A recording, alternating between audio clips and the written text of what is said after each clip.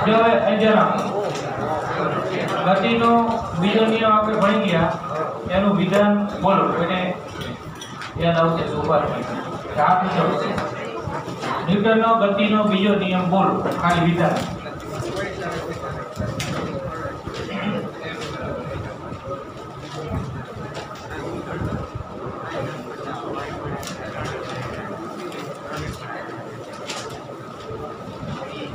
आगे बड़ी बात बोलो बोलो सीधो याद ना तो जैन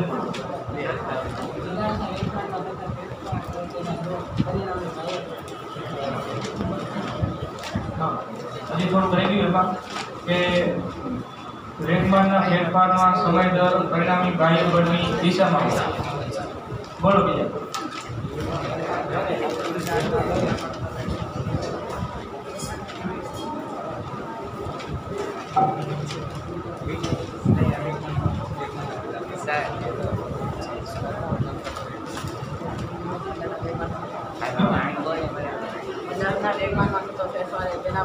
ચોખ્ખા બાહ્યબળના સમપ્રમાણમાં હોય છે અને વેગમાનની દિશા બાહ્યબળની દિશામાં હોય છે પ્રમાણમાં પદાર્થના વેગમાનમાં થતા ફેરફારનો સમય દર પદાર્થ પર લાગતા પરિણામી બાહ્ય બળ જેટલો અને વેગમાનનો ફેરફાર પરિણામી બાહ્ય બળની દિશામાં હોય છે જે બાજુ ચોખ્ખું પરિણામી બાહ્ય બળ લાગે એ બાજુ જ વેગમાનમાં શું થાય ફેરફાર થાય બરાબર ફેરફાર શબ્દ આવે એનો અર્થ આપણને ખબર છે કે પદાર્થનું અંતિમ વેગમાન માઈનસ પ્રારંભિક સદિશ રાશિ છે જે બાહ્ય બળની દિશા એ જ વેગમાનમાં થતા ફેરફારની દિશા બરાબર આ પણ નિયમમાં આપણે દિશાનું સૂચન પણ કરવાનું આપણે બીજો નિયમ વ્યવસ્થિત આખો સમજી લીધો તો હવે દાખલા એના પરના જોઈએ એટલે ઉદાહરણ જોઈએ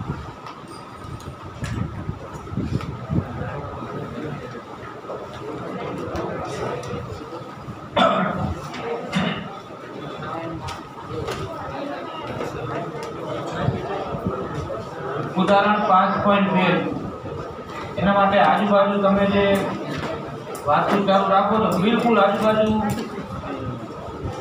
વાતો કરવાનું બંધ રાખશો તો આ દાખલા જાતે ગણી શકાય બરાબર જો અહીં જે નાખો રકમ છે 0.04 કિલોગ્રામ દળ ધરાવતી બરાબર પદાર્થનું દળ આવ્યું લખજો 0.04 કિલો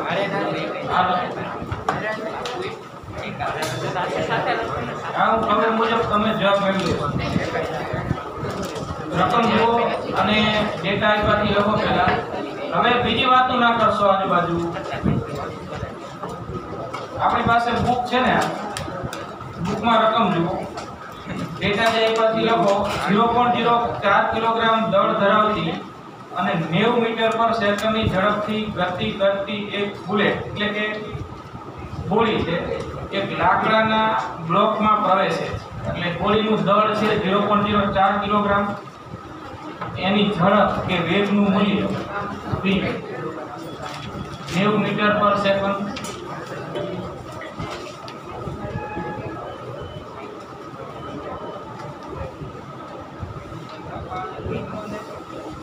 जो आ परिस्थिति है आ एक लाकड़ानो ब्लॉक बराबर है दिया હવે આ બુલેટ ને આ લાકડાના બ્લોક પર આમ છોડવામાં આવે છે બુલેટ જ્યારે લાકડાના બ્લોકમાં દાખલ થાય જે ક્ષણે અથડાય એ ક્ષણે એનો વેગ v0 નામ આપો જે આટલો છે બરાબર આ v0 એનો પ્રારંભિક વેગ 90 મીટર પર સેકન્ડ હવે આ બુલેટ લાકડાના બ્લોકમાં આગળ વધશે એટલે આ લાકડાના બ્લોક પર એની પર શું લાગશે અવરોધ જે એની ગતિને અવરોધ છે અને અમુક અંતર કાપ્યા બાદ હવે બુલેટ છે એ લાકડાના બ્લોકમાં સ્થિર થઈ જશે એનો અર્થ અંતિમ વેગ એનો શૂન્ય થશે અહીંયા બળ છે એની ગતિની કઈ બાજુ લાગશે વિરોધી આપણે યામ પદ્ધતિ લઈ હોય તો આને કહી દો ધન x આને કહી દો ઋણ x તો એનો પ્રારંભિક વેગ ધન x દિશામાં એની પર લાગતું બળ ઋણ x દિશામાં જે બાજુ બળ લાગે એ જ બાજુ શું ઉદ્ભવે પ્રવેગ બરાબર આવી વાત આપણે ભણી ગયા એટલે બળની દિશામાં પ્રવેગ બળ, એટલે આ પ્રવેગનો સદિશ આમ જ આવશે, આ બળનો સદિશ આમ આવશે.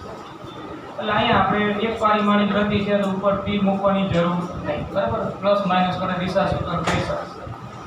પ્રશ્ન શું છે જો, તો કે આ રીતે આ બુલેટ લાકડાના બ્લોકમાં દાખલ થઈ અને અહીંથી અહીંયા સુધી 60 સેન્ટીમીટરનું અંતર કાપે છે. 60 સેન્ટીમીટરનું અંતર કાપીને સ્થિર થઈ જાય છે, બરાબર. અહીંથી સ્થિર થાય ત્યાં સુધી માપનું અંતર કાપે છે. તો આને x કંઈક કહી દો, x બરાબર 60 સેન્ટીમીટર. તો પ્રશ્ન છે કે અવરોધક બળ કેટલું લાગશે, અવરોધક બળનું મૂલ્ય શોધો. આ f નું મૂલ્ય શોધો. હવે f નું મૂલ્ય શોધવું એટલે આપણે f બરાબર ma સૂત્ર વાપરીશું, બરાબર. દળ આપ્યું છે, શું જોઈએ? પ્રવેગ. પ્રવેગ એટલે ગતિની વિરુદ્ધ દિશામાં આવશે ને પ્રવેગ. તો આ પ્રવેગનું મૂલ્ય શોધી નાખવાનું છે. હવે પ્રવેગનું મૂલ્ય શોધવા માટે આપણી પાસે શું છે? તો કે જો કાપેલું અંતર છે, પ્રારંભિક વેગ છે અને અંતિમ વેગ. તો અચળ પ્રવેગી ગતિનું કયું સૂત્ર વાપરવું? સમય નથી, બીજું સૂત્ર લખો. v² - v0² બરાબર 2x. આ સૂત્રમાં કિંમત મૂકી અને પહેલા a શોધી નાખો. a અને જ્યારે તમે અચળ પ્રવેગી ગતિનું સમીકરણ વાપરો ને એટલે યામ પદ્ધતિ લઈ અને આપેલ રાશિઓ જે છે, મૂલ્યો જેના તમે જાણો છો, એ દિશા સહિત મૂકવું પડે, પ્લસ કે માઇનસ જે લાગુ પડતું હોય.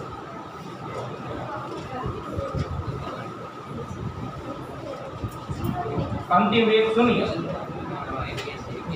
અહીંથી પ્રવેગનું મૂલ્ય શોધી નાખો અને પછી f બરાબર ma પરથી f મળી.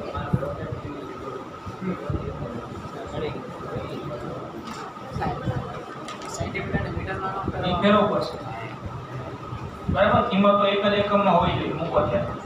એ ફેરવી નાખો.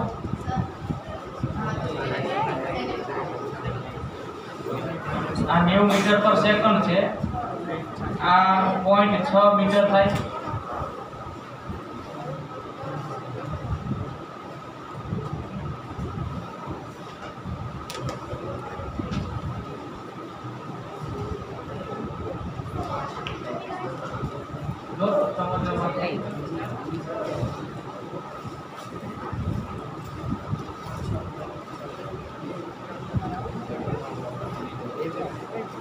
પ્રવેગ આ સૂત્ર વડે તમને જે મેળવતો ને માઇનસમાં આવશે, આવે ને માઇનસ.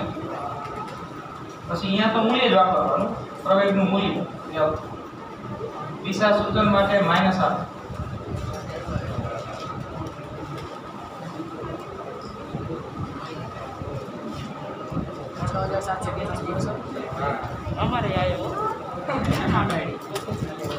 આજુબાજુ વાગતું ઓછી રાખજો. તમને કંઈક કામ હોતું હોય ને તો આ સૂચના ક્લિયર મેં આપી છે, જાતે પ્રયત્ન કરો જરા.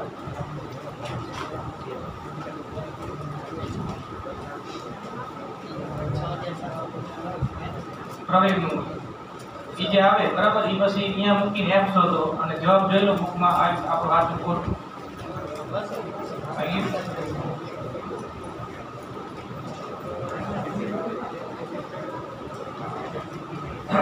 જ્યાં પદ્ધતિ પ્રમાણે આ બાજુ જે રાશિ આવે ને પ્લસ માં, આમ આવે માઇનસ. તો પ્રારંભિક વેગ આ બાજુ છે એટલે પ્લસ માં આવશે v0. v તો 0 છે, માં v બરાબર 0, v0 બરાબર +90 અને x બરાબર 0.6 અને 0.6 મીટર ઈ પ્લસ માં કે માઇનસ માં? એક અંતર કઈ બાજુ કર્યું આપણું? ધન x દિશામાં પ્લસ. બસ આ મૂકી દો આમાં.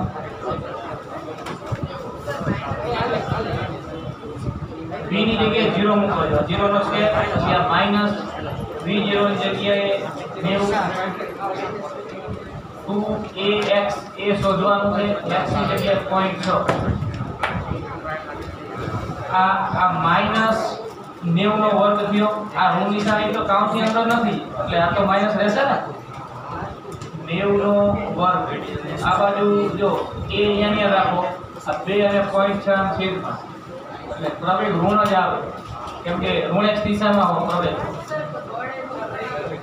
બળ એ ઋણ જ આવે. આપણે મૂલ્ય આપવાનું છે. આ કેટલું આવ્યું? 6750. 6750. તો આ દિશા સહિત વાત થઈ બરાબર. ઋણ નિશાની સેકન્ડ હા ઋણ નિશાની એવું સૂચવે જો અંજન આપો કે જે પ્રવેગ છે ને એ ગતિની કઈ બાજુ છે? વિરુદ્ધ છે. કેમ કે તો જ ગોળી ઊભી રહે ને, વેગ ઘટે છે એટલે પ્રવેગ આ બાજુ એટલે ઋણ દિશામાં એટલે માઇનસ આવે. પણ પ્રવેગનું મૂલ્ય લખો ને, પ્રવેગનું મૂલ્ય તો મૂલ્ય તો પછી માઇનસ નહીં લખવાનું, મૂલ્ય તો આટલું ને.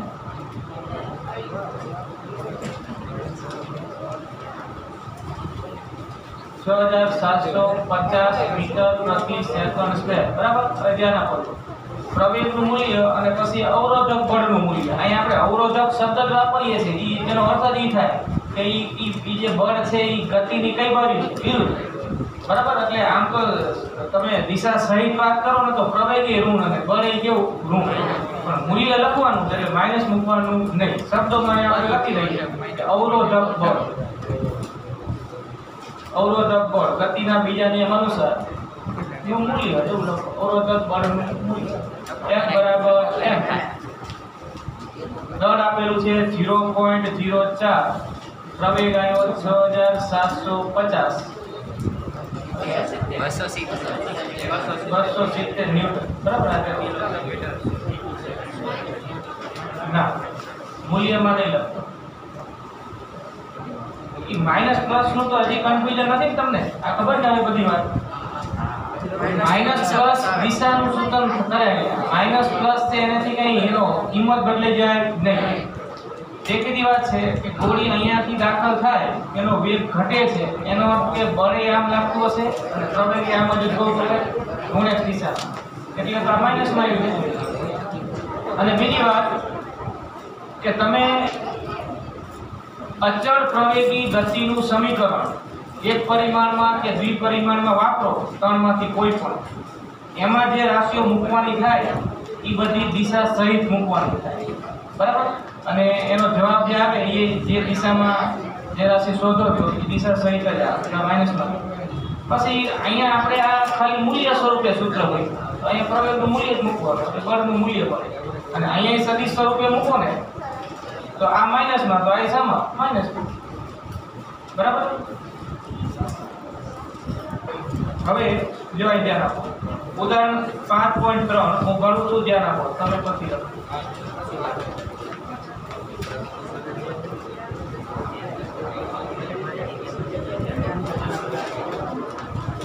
એમ ગણના પદાર્થની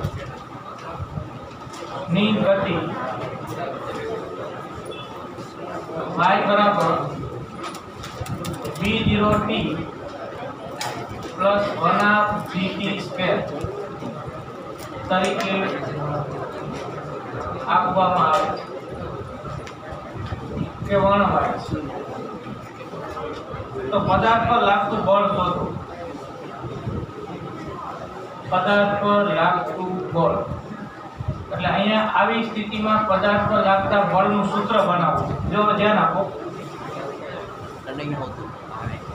પદાર્થ એમ દળના પદાર્થની ગતિ આ સૂત્ર વડે આપવામાં આવે છે.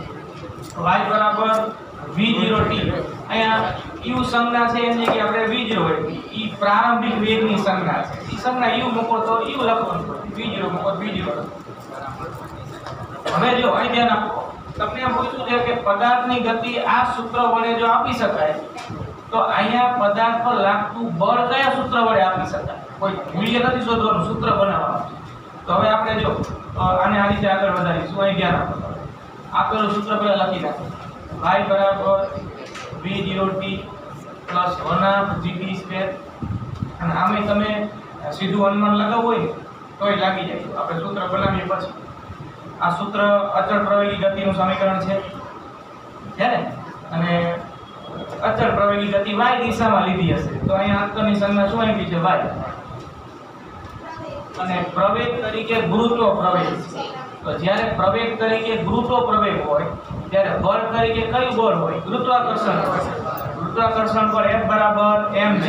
તો આનો જવાબ આવે F બરાબર mg. દેખીતી વાત છે. પ્રવેગ ગુરુત્વ પ્રવેગ અચળ પ્રવેગી ગતિ અને એમાં પ્રવેગ ગુરુત્વ પ્રવેગ. તો ગુરુત્વ પ્રવેગ ઉત્પન્ન કરતું બળ કયું? ગુરુત્વાકર્ષણ બળ. તો F અને બળ જ પૂછ્યું આપણને, તો બળ હોય ગુરુત્વાકર્ષણ બળ અને એનું સૂત્ર F બરાબર ma. એમાં a ની જગ્યાએ g, F બરાબર mg. આ જવાબ આવે. પણ એ આપણે વિકલન વડે મેળવીએ તો કઈ ધ્યાન આપો. એ જવાબ આપણે મેળવવો છે, મોઢે કહી શકાય, પણ હવે એને આપણે મેળવીએ વિકલનનો ઉપયોગ કરી. જો ધ્યાન આપો, આ સમીકરણ જે આપ્યું ને એનું સમયની સાપેક્ષ વિકલન કરો.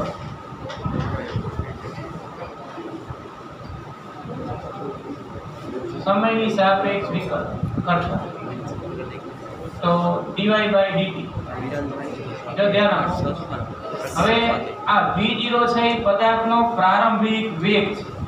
પ્રારંભિક વેગ છે જે ગતિ દરમિયાન નું અચળ પદ છે. કોઈ ગતિ છે એનો પ્રારંભિક વેગ આટલો છે તો એક અચળાંક થયો ને, અને ગતિ દરમિયાન સમય ચલ પદ છે એટલે v0 એ સમય સાથે સહગુણકમાં છે. વિકલનની પદ્ધતિ આપણને ખબર છે કે ચલ સાથે કોઈ અચળાંક સહગુણક તરીકે હોય તો ઈ તો એમને મળે, અને t નું t ની સાપેક્ષ વિકલન એક થાય ને, ડાયરેક્ટ એક મૂકી દો અથવા તો dt by dt g અચળ છેદમાં 2 અચળ t સ્ક્વેર નું t ની સાપેક્ષ વિકલન 2t.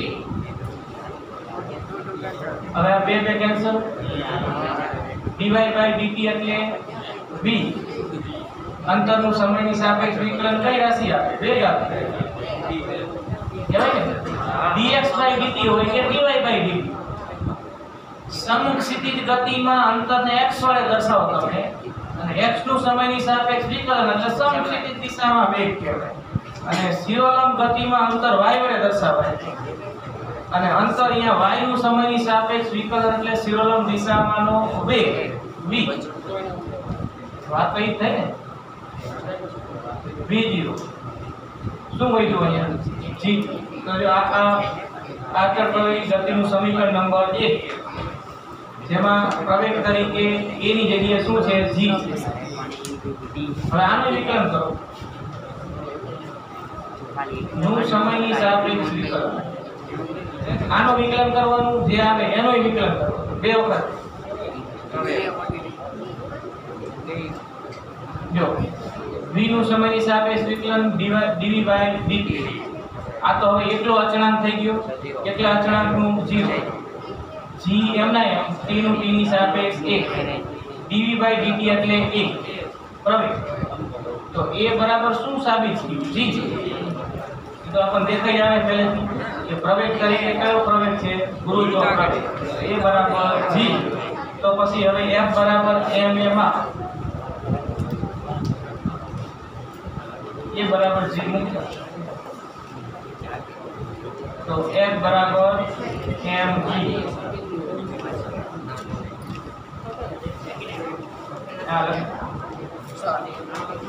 ગતિ કરતા 20 કિલોગ્રામ દળનો એક પદાર્થ પર 50 ન્યૂટનનું પ્રતિ પ્રવેગ ઉપજાવતું અચળ બળ લગાડવામાં આવે છે. રેખાકૃતિ દોરો છો.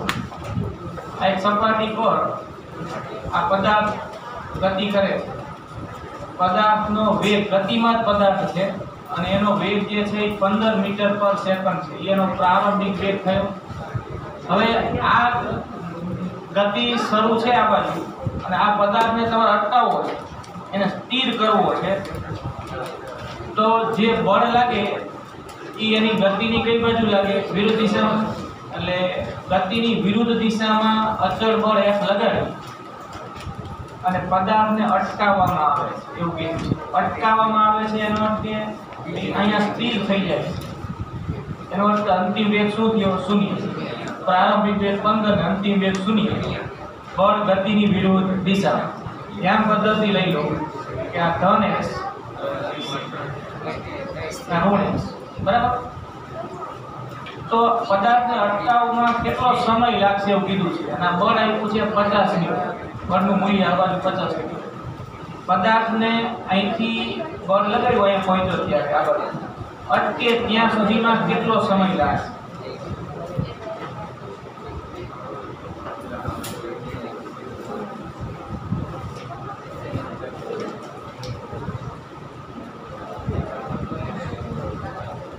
કેટલો સમય લાગશે? જો ધ્યાન આપો, જવાબ મેળવવા શું કરવું? તમારી પાસે પ્રારંભિક વેગ છે, અંતિમ વેગ છે, પ્રવેગ નથી, તો બળના મૂલ્ય પરથી પ્રવેગ મળી જાય. પદાર્થનું દળ આપ્યું છે તમને 20 કિલોગ્રામ. તમે જો વાતું ના કરશો, તમને કંઈ કામ આપવું એ પ્રમાણે ગણો. વાતું કરવાનો સમય નથી. આ રીતે ગણો. જો વાતું બિલકુલ વધારે ના કરશો. 20 કિલોગ્રામ દળ છે, આટલું બળ લાગે છે. ગતિના બીજા નિયમના સૂત્ર F બરાબર ma પરથી a મળી જાય. a સુધીના a મળી જાય પછી v અને v0 છે, a છે, t મળી જાય. પહેલું અચળ પ્રવેગી ગતિનું સમીકરણ વાપરી ગણી નાખો. મળી જાય બરાબર. જો આગળ જુઓ, તમારે ગણિત છઠ્ઠો દાખલો. છઠ્ઠો આના પછી હવે જો F બરાબર ma પરથી પહેલા તમે a શોધી નાખો. બરાબર. F બરાબર ma પરથી a મેળવો. F આપ્યું છે અને m આપ્યું છે.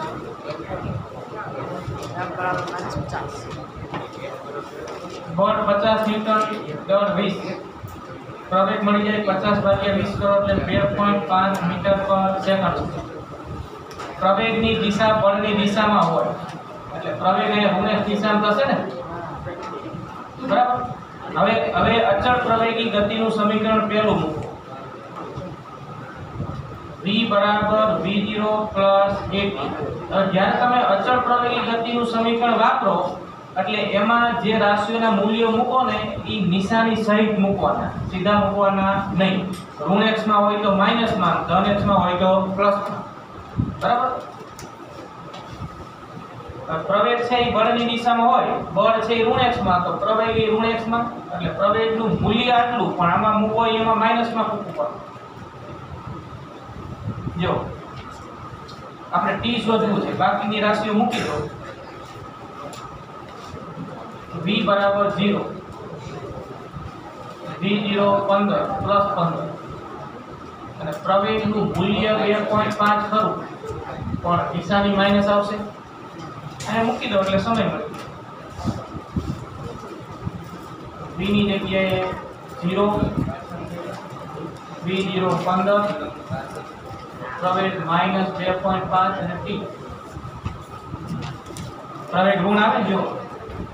બરાબર. આ ભૂલ ન થાય ધ્યાન રાખવાનું. જે બાજુ બળ હોય ને એ બાજુ શું હોય? પ્રવેગ. બળ આમ લાગે એટલે તો પદાર્થ સ્થિર થાય. પ્રવેગ આમ જ હોય.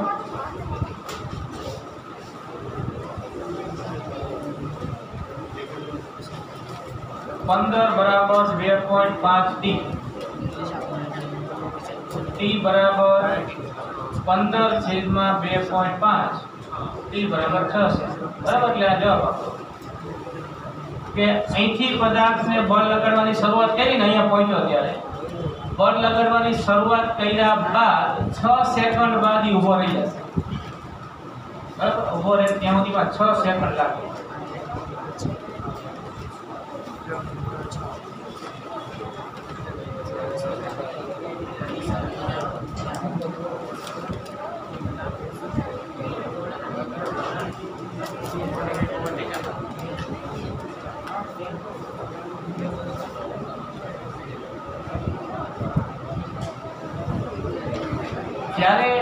બરાબર. જ્યારે ગતિ દરમિયાન વેગ ઘટતો હોય તો બળ વેગની વિરુદ્ધ હોય.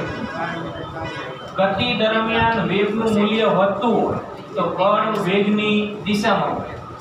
જેમ કે હવે પછીનો દાખલો જુઓ. 5.6 રકમ જુઓ.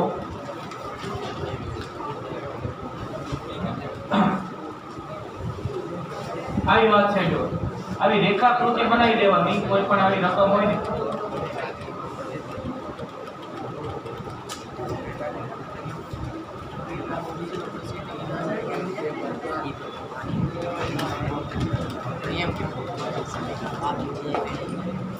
જો રકમ જુઓ.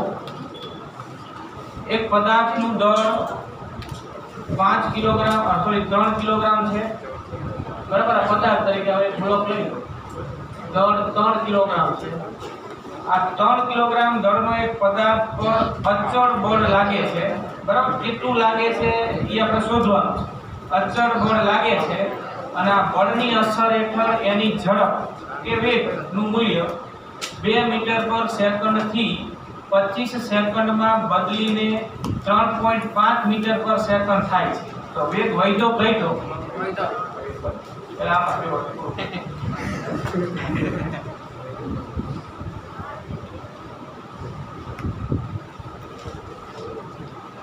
વેગનું મૂલ્ય વધ્યું ઘટ્યું ને 2 માંથી વધીને કેટલું થયું 3.5.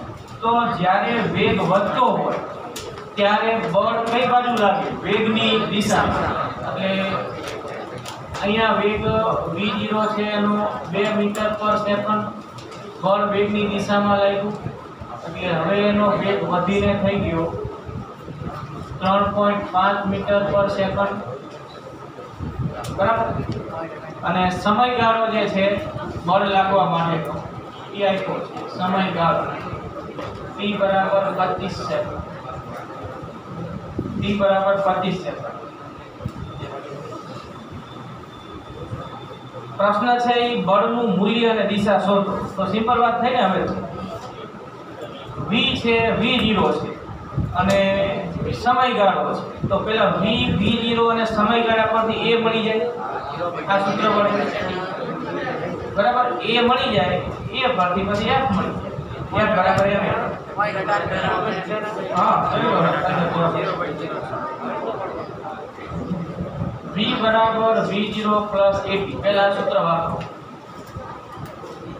પરથી જો બધું અહીંયા ધન x દિશામાં જ છે. જો આ વેગ પ્રારંભિક આ બાજુ, અંતિમ વેગ આ બાજુ અને વેગ વધે છે એટલે બળે આ બાજુ. એટલે બધું ધન છે અહીંયા, બરાબર. પ્રવેગ આ બાજુ જો થશે એટલે પ્રવેગ ધન જ આવશે આ સૂત્ર પર. એનું મૂલ્ય કેવું આવે? ધન આવે. v ની જગ્યાએ 3.5, v0 2 એ શોધવાનું છે. સમય 25 25 એ બરાબર 2 આ સાઈડ લાવો. 3.5 માઈનસ 2 1.5 ભાગ્યા 25 આ પ્રવેગ આવે.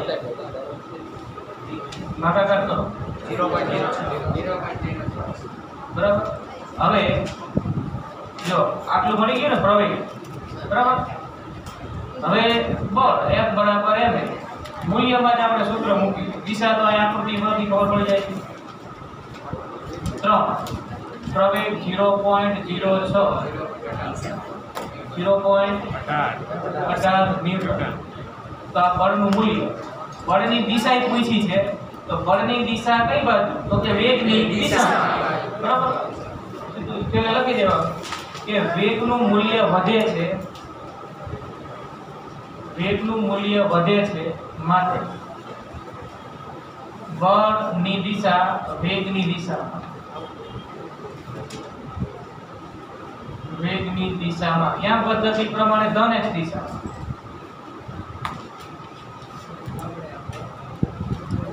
ધન x દિશા, બરાબર. આ દેવા મૂલ્ય અને દિશા બે આપો.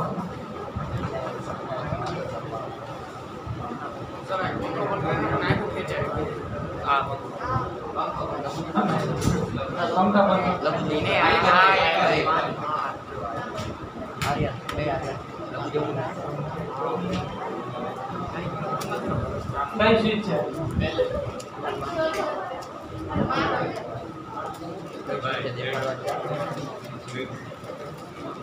બોલ ને.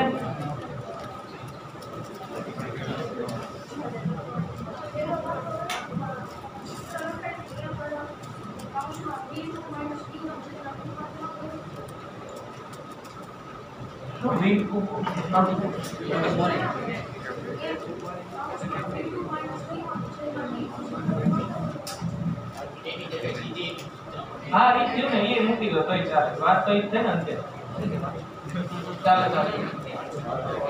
ઘણી બધી રીતે ગણી શકાય. આપણે ડાયરેક્ટ અમુક સૂત્ર બનાવ્યા હોય ડાયરેક્ટ ગણી શકાય.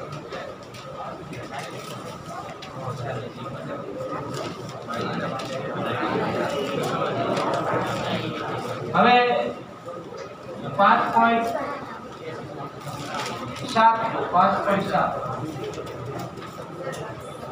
આ લખી લો પછી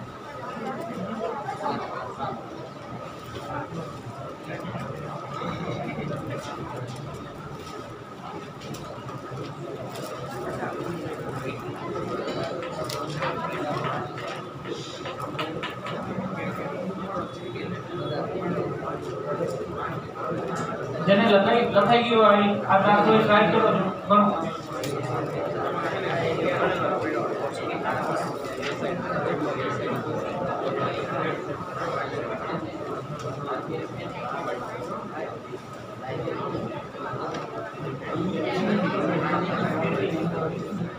રકમ જો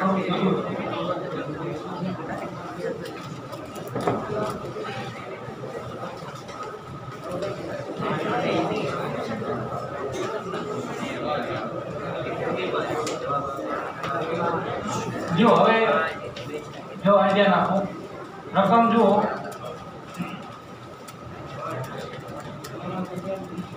એક 5 કિલોગ્રામ દળનો પદાર્થ છે બરાબર પદાર્થનું દળ હવે એ પદાર્થ અહીંયા આ લઈ લો બરાબર હવે જો લખાઈ ગયો ને દાખલો પદાર્થ તો હવે ધ્યાન આપો 2 મિનિટ જો હજી જેને જવાબ ન મળ્યો આ 5 કિલોગ્રામ દળનો પદાર્થ છે આ પદાર્થ પર 2 બળ લાગે છે 8 ન્યૂટનનું બળ અને 6 ન્યૂટન અને બે પરસ્પર લંબ છે એવું કીધું છે એટલે આપણે 8 ન્યૂટન આ બાજુ લીધું તો 6 ન્યૂટન આ બાજુ બરાબર કોઈ બે ટૂંકમાં લંબ રાખવાના અહીંયા 6 લો ને અહીંયા 8 લો તો એ ફેર પડશે પણ 2 બળ લાગે ને એટલે આ પદાર્થ આ બળની દિશામાં ગતિ કરે કે આ બળની દિશામાં ગતિ કરે એવું થાય નહીં આ બેનું જે પરિણામી બળ મળે ને સરવાળા એ બાજુ ગતિ કરે આપણને હવે ખબર છે કે બે સદિશો હોય તો એનો પરિણામી સદિશ સમાંતર બાજુ ચતુષ્કોણના નિયમ વડે આમ મળે બરાબર આ f કહેવાય f હવે આ f જે છે f એ f1 ની દિશા સાથે કંઈક ખૂણો બનાવે એને કંઈક થીટા ડેશ કહેવાય અને f1 અને f2 વચ્ચેનો ખૂણો સદિશ f1 અને સદિશ f2 વચ્ચેનો ખૂણો 90 છે લંબ છે એવું કહી દીધું ને રકમ માટે થીટા બરાબર 90 આને આપણે થીટા કીધું તો આને નામ આપ્યું થીટા સરખું ન થઈ જાય તો આ f નું મૂલ્ય શોધો f નું અને f નું મૂલ્ય શોધ્યા બાદ આપણે પ્રવેગનું મૂલ્ય અને દિશા પણ શોધી શકીએ એટલે પહેલા બળનું મૂલ્ય શોધવું પડશે અને પછી ગતિના બીજા નિયમ પરથી પ્રવેગનું મૂલ્ય મળે પછી એની દિશા મળે તો f નું મૂલ્ય શોધવા માટે કોસાઇન નો નિયમ લાગુ પડે જો અહીંયા પરિણામી બળ f છે એ f1 અને f2 નો સરવાળાનો સદિશ થયો f એટલે સદિશ f1 સદિશ f2 તો કોસાઇન ના નિયમ અનુસાર f નું મૂલ્ય f1 square f2 square 2f1 f2 cos theta theta એટલે f1 અને f2 વચ્ચેનો ખૂણો કેટલો 90 આ ખૂણો 90 થયો ને હવે બે સદિશો પરસ્પર લંબ હોય ને તો કોસાઇનના નિયમના સૂત્રમાં એટલે કે એના સરવાળાના સદિશના મૂલ્યના સૂત્રમાં આ ત્રીજું પદ શૂન્ય થઈ જાય cos 90 0 થાય cos 90 0 તો 0 ગુણ્યા f1 ગુણ્યા f2 ગુણ્યા 2 બરાબર 0 એટલે f બરાબર જો ધ્યાન આપજો f એટલે કે પરિણામી બળનું મૂલ્ય બરાબર √f1 સ્ક્વેર f2 સ્ક્વેર વધ્યું આ 0 થઈ ગયું એટલે કારણ લખી દેવાય cos 90 0 થાય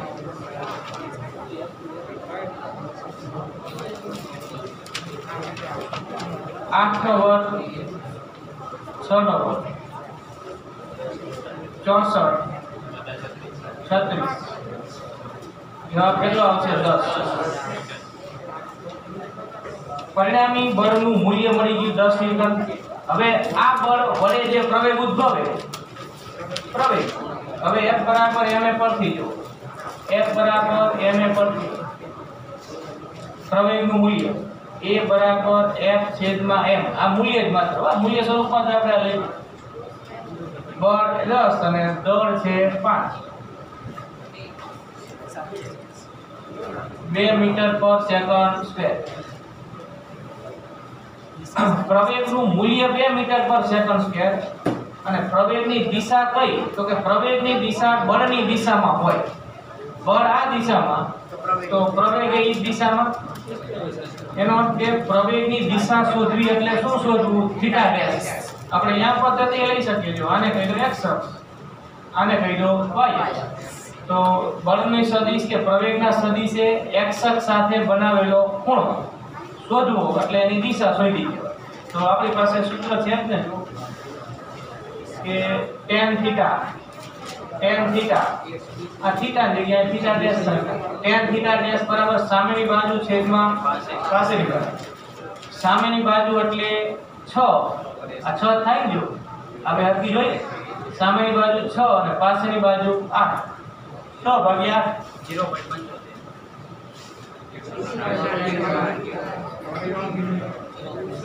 0.75 થીટા બરાબર 7. તેનો અર્થ કે પ્રવેગનો સદિશ ઈ x અક્ષ સાથે કેટલો ખૂણો બનાવશે? 37. મેજર ગ્રેડિયન્ટમાં જો કોષ્ટક 37. હા એટલે નજીકનું પૂર્ણાંક અંશ લખવાનો. અને આ tan થીટા ડેશ બરાબર 6/8 એટલે પાયથાગોરસનો પ્રમેય વાપરો છે જો આ કાટકોણ ત્રિકોણ માટે. આ સામેની બાજુનું મૂલ્ય 6 થાય ને, આ 6 તો આ 6 અને આ કેટલું 8. tan થીટા ડેશ બરાબર સામેની બાજુ છેદમાં પાછળની બાજુ 6/8 હે 0.7500. હા તો એના માટે 36 અંશ ને 54 મિનિટ હોય. 37 થાય તો